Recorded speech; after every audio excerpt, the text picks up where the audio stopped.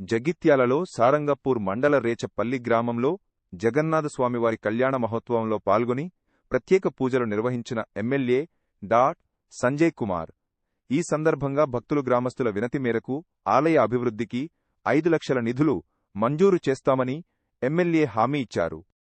దైవ ఆరాధన ఆధ్యాత్మికతతోనే మానసిక ప్రశాంతత కలుగుతుంది అని అన్నారు.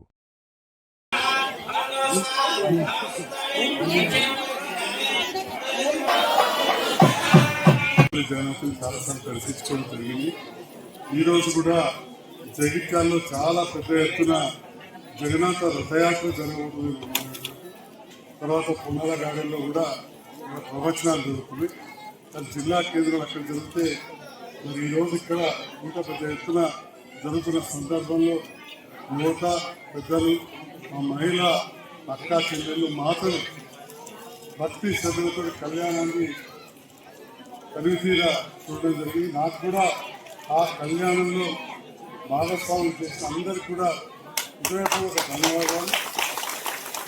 ఆ జగన్నాథుని దయ వల్ల మరి కరువు పరిస్థితి ఏర్పడాలని, మంచి వర్షాలు పడాలని, పాడి పంటలు పండాలని, అదేవిధంగా మన ఏగా చెప్పినట్టు ఏది చేసినా కానీ కొంత చేసినా భక్తితో చేయాలంటున్నారు. ఆ భక్తి శ్రద్ధలతోటి అందరూ కూడా ఆచరించాలి. మరి నేను హిందువుగా పుట్టినందుకు గర్వించుకుంటూ ఇక్కడున్న సందర్భోచితంగా ఒక విషయం చెప్తా ఉన్నా. నేను రాజకీయాలకు వచ్చిన తర్వాత జగిత్యాల నియోజకవర్గం అత్యధిక గుళ్లకు నిధులిచ్చే అవకాశం నాకు ఆ భగవంతుడు ప్రజలు కల్పించింది. చెప్పుకుంటూ పోతే ఒక 60 నుంచి 70 గుళ్ళు ఉంటాయి. దాంట్లో కిందున్న ఆంజనేయ స్వామి ఆలయం కూడా తెలంగాణ ఏర్పడిన తర్వాత 12 లక్షలు ఇస్తుంది. తప్పకుండా ఎక్కువ కాకుండా కానీ మీరు కూడా ఒకరికొకరు తోడుంటారు.